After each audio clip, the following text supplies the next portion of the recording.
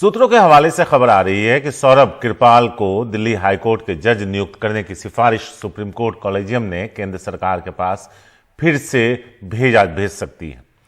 Supreme court collegium से जुड़े सूत्र बता रहे हैं कि कृपाल का नाम दोबारा भेजने पर कॉलेजियम में सहमति बन गई। बुधवार को CJI DY Chandrachud, justice Sanjay Kishan Kaul और जस्टिस KM जोसेफ ने कॉलेजियम बैठक की और देश के पूर्व चीफ जस्टिस BN कृपाल के बेटे सौरभ कृपाल का नाम 2017 से जजशिप के लिए आगे बढ़ा है।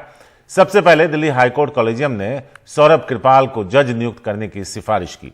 तब सरकार ने IB रिपोर्ट के जरिए अपनी आपत्ति दर्ज कराई।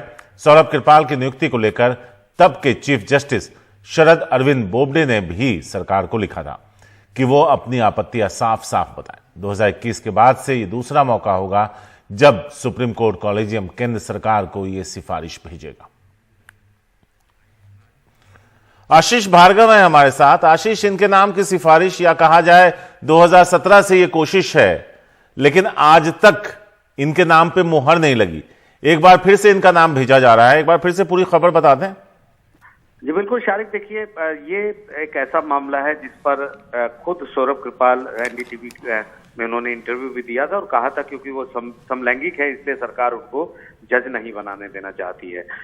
पूर्व चीफ जस्टिस ऑफ इंडिया यानी CJI के BN कृपाल के बेटे हैं सौरभ कृपाल, और 2017 में जब दिल्ली हाई कोर्ट ने कॉलेजियम ने भेजा था सुप्रीम कोर्ट कॉलेजियम को, तो उसके बाद ये रुक गया था और इसके बाद सुप्रीम कोर्ट कॉलेजियम ने इसे आगे नहीं भेजा था। लेकिन बाद में 2021 में जस्टिस रमना जब CJI थे नवंबर में, तो इनके नाम की पहली बार सिफारिश की गई।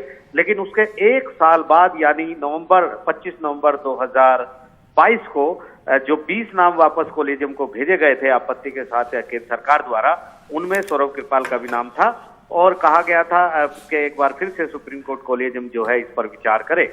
तो यहाँ पर अब डेलिब्रेशन चल रहा है। नियमों के मुताबिक, सुप्रीम कोर्ट के फैसलों के मुताबिक और अभी तक के मौजूदा कानून के मुताबिक अगर दूसरी बार किसी का नाम रिट्रेट किया जाता है, दोहराया जाता है सिफारिश में, तो फिर केंद्र सरकार के पास कोई चारा नहीं होगा और उसे उस नाम की सिफारिश को मंजूरी देनी पड़ेगी यानी जज बनाना पड़ेगा।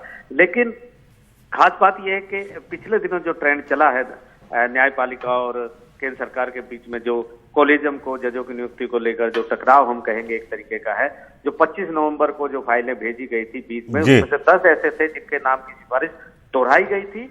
और जस्टिस संजय किशन कौल ने शारिक सुप्रीम कोर्ट में जब हियरिंग के दौरान, सुनवाई के दौरान ऐसी पिटीशन पर केंद्र सरकार को जमकर फटकार लगाई थी और कहा था कि जब तक कॉलेजियम सिस्टम इस देश का कानून है तब तक केंद्र सरकार को इसका पालन करना होगा। हालांकि अटॉर्नी जनरल ने केंद्र सरकार की तरफ से भरोसा दिलाया था पिछली सुनवाई में कि जो सुप्रीम कोर्ट ने तय किया है कि 4 महीने के भीतर नामों की सिफारिश पर विचार किया जाए, उस टाइमलाइन का, उस समय रेखा का पालन होगा। लेकिन जिस तरीके का टकराव चल रहा है तो देखने वाली बात यह है कि अगला कदम सुप्रीम कोर्ट का क्या होगा, क्योंकि नियुक्तियां रुकी पड़ी हैं और सुप्रीम कोर्ट चाहता है कि नियुक्तियां, चाहे सुप्रीम कोर्ट के 5 जजों की कॉलेजियम ने सिफारिश की थी वो भी अभी तक नहीं हुई है। दिसंबर के महीने में की थी, करीब 1 महीना से ज्यादा हो चुका है। तो निश्चित तौर पर काफी अहम है ऐसे मोड पर जब न्यायपालिका और केंद्र सरकार जजों की नियुक्ति को लेकर आपस में एक टकराव की स्थिति में है पहले की तरह। लेकिन सबसे बड़ी बात यह है कि जो ये टकराव होता है इसमें जो पीड़ित होता है वो देश का आम नागरिक है, जिसे न्यायालयों पर बहुत उम्मीद और भरोसा होता है।